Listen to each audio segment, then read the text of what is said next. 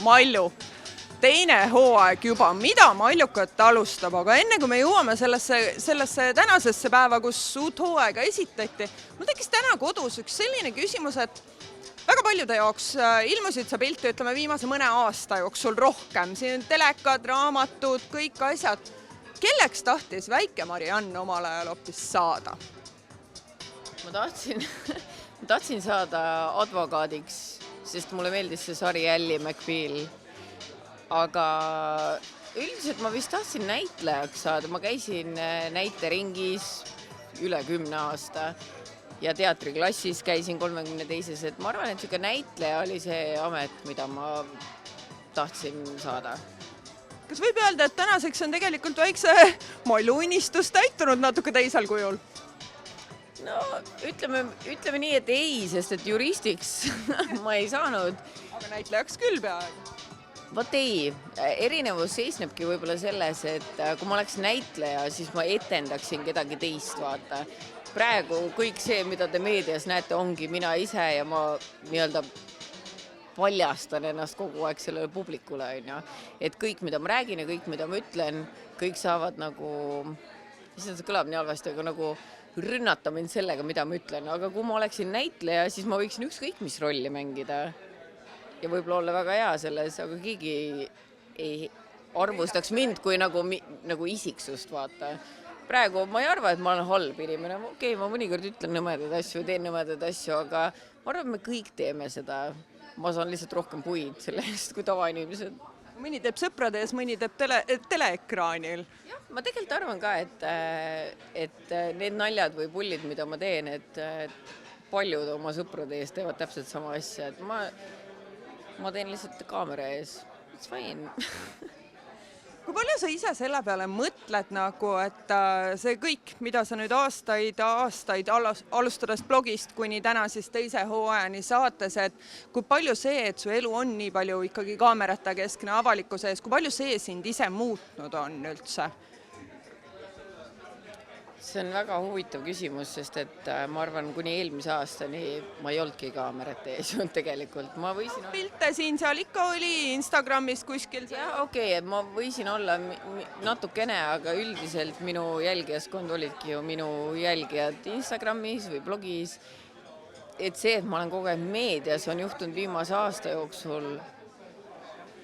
Ma arvan, et see ei ole mind muutnud, aga see on mulle tekitanud väga ootamatuid emotsioone, et ma arvasin enne, et ma olen nagu nii harjunud selle public personana olemist, aga ma tegelikult ei saanud aru, et ma ei olnud selles mastaabis seda enne.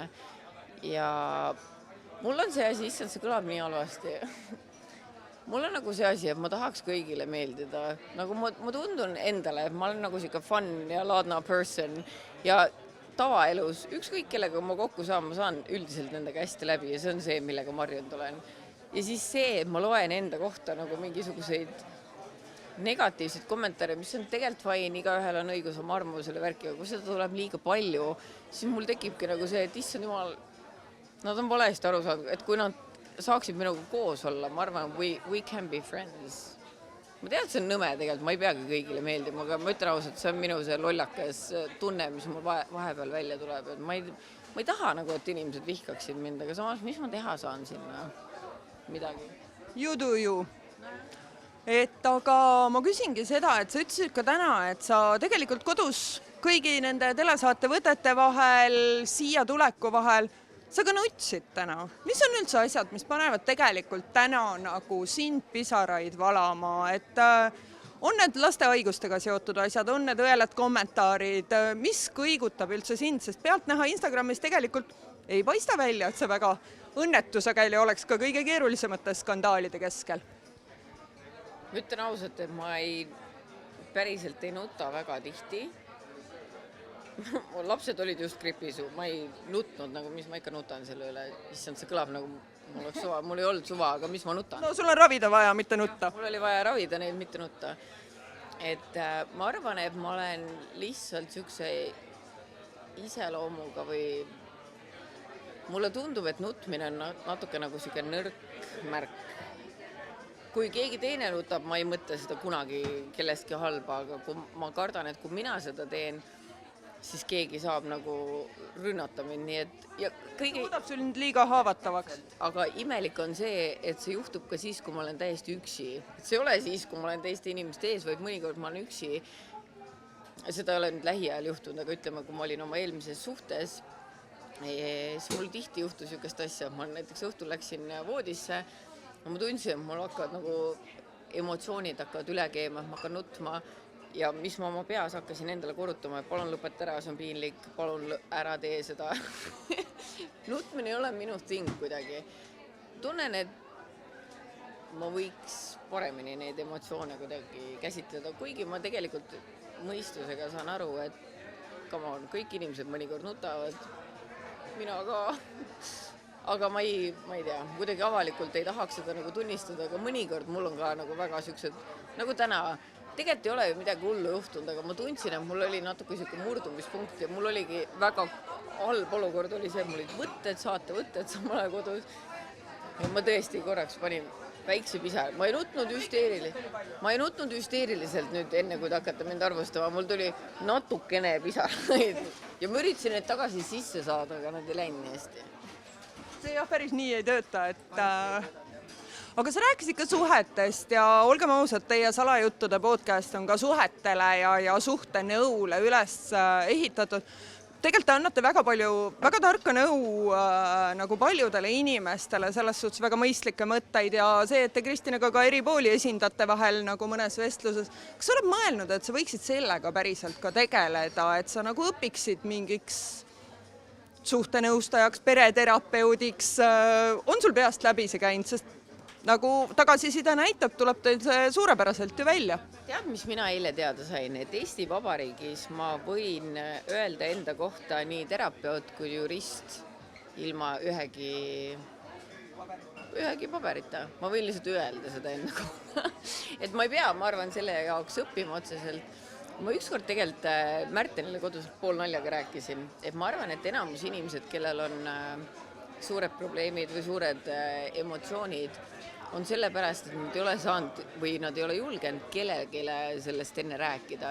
Ja ma päriselt nagu selles suhtes arvan, et kui ma kutsuksin enda juurde 5 inimest järjest ja nad räägiksin nendega, võib-olla tõesti nad ütleksid, et neil on pärast parem. Sest et ma olen väga relatable person ja ma ei taha kõlada nagu ülbena või ma ei tea, mismoodi see võiks veel kõlada, aga ma tunnen, et ma olen siuke, et ma võin iga inimesega läbi saada. Ükskõik, mida sa räägid, ma tunnen, et ma leian oma elust ilmselt olukorra, kus mul on kinda sama asi, ma suudan relatida sinuga. Ja ma arvan, et see on tegelikult see, mida paljud inimesed vajavad, lihtsalt kedagi, kes teda kuulaks. Ja võib-olla, nagu ka meie podcastiga on, et võib-olla lihtsalt kedagi, kes ütleks, mul on ka samamoodi olnud. Ma ei pea selle jaoks minema tegelikult juristiks või terapeudiks. Et ma arvan, et inimesed lihtsalt tahavad, et oleks keegi, kes neid ära kuulaks ja ütleks, et sa ei ole ainuke. Mida toob üldse teine hooaeg? Kui me esimese hooaja alguses nüüd istusime sinuga ühes teises puhvetis, mitte siit väga kaugel, siis sa olid just saanud positiivse laenuotsuse, sa ei olnud veel kihlatud, nüüd tuleb teine hooaeg. Kas me nüüd näeme seda nii-öelda, et kui alguses oli see muinasjutu algus justkui nagu, et kõik unistused hakkavad täituma, siis tegelikult täna ma saan aru, et sa ei ole väga kaugel selles, et ei sõrmust sõrme saada, teine sõrmus siis, ega sellest, et nagu majja sisse kolida, et mida toob teine hooaeg neile vaatajatele, kes iga päev võib-olla Instagramis sulle kaasa ei ela? Toob seegi pulmaplaane, toob see majaehitus, toob see kõike seda või midagi ka, mida me ei näe Instagramis? Ma ei tea, kas see kõlab nüüd väga halvasti, aga ma ütlen täiesti ausalt, ma ei mäleta. Need võtted on nii ammu aega tagasi olnud, et ma olin täna ise sama šokeeritud kui teie kõikide seda esimest episoodi vaadates. Ma ei tea täpselt, ma arvan, et seal on 1,2 ja kõiki asju on, et jah, mingisugused plaanid on nüüd edasi läinud, siit näiteks kihlumine on toimunud ja maja sain kätte, et aga ma arvan, et laias laastus ega see, mida Maljukat esimene hooaeg oli ka siuke, aga siin ei olnudki otseselt mingit pointi, et siin ei olnud mingit, et nüüd me jõuame kuhugi või selle saate mingi süsee on see, see on lihtsalt kellegi suvalise inimese suvaline elu ja see jätkub lihtsalt. Suvaline inimene see kindlasti ei ole, kui Eestis pole kedagi, enam ei küsita isegi kommentaariumis, kes see veel on, sest kusjuures mina pole tükk aega juba märganud, aga võib-olla need kommenteerijad on ka lahkunud kuskile mujale lihtsalt. Mina ei ole tükk aega märganud. Aga mis ma tahtsin veel küsida, on see, et sa ütlesid siin enne saadet või saate lõpus, et kui me vaatasime klippi, et oli üks koht, mille sa palusid saatest välja lõigata, et esimesel hooajal neid ei olnud. No räägime selle ka ära, mis see oli, mille sa palusid välja lõigata ja mis see põhjus oli? Tõesti, üks koht oli, mida ma palusin välja lõigata ja see oli lihtsalt see, et kui ma pulmakleite proovisin, siis nad olid sinna sisse pandud, siis ma proovisin paljusid, et nad olid sinna sisse pandud ka selle, mida ma siis actually valisin. Ja ega sealt saatest poleks tegelikult aru saada olnud, et see oleks võinud ka sisse jääda, ma lihtsalt ise mõtlesin, et ma nagu ei taha, et see sinna läheb. Sellepärast, et Märten sind selles näeb ja see toob mingit halba õnne. Seda üldse sinna sisse panen ja me vaatasime seda saadet Märteniga koos, nii ma loodan, et ta ei saanud mu reaktsioonist aru, et milline see päris oli. Et jah, Märten ka ei tea, millise ma valisin. Palju sa jõuad pulmadega? Mina näen nagu sotsiaalmeedias, et sa peamiselt oled praegu majateemadele keskendunud. Kui palju sa mõelnud oled üldse selle pulmade asjale? Et okei, kleit on olemas, kuupäev on teada, kutsed on ilmselt välja saadetud. Okei, võib-olla ei ole su pilgust järeldu.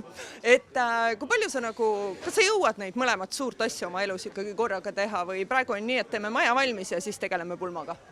Umbes nii tegelikult see on jah, et teeme maja valmis ja siis tegeleme, aga tegelikult kui ma hakkan mõtlema, siis laias laastus mul on pulmadeks kõik olemas.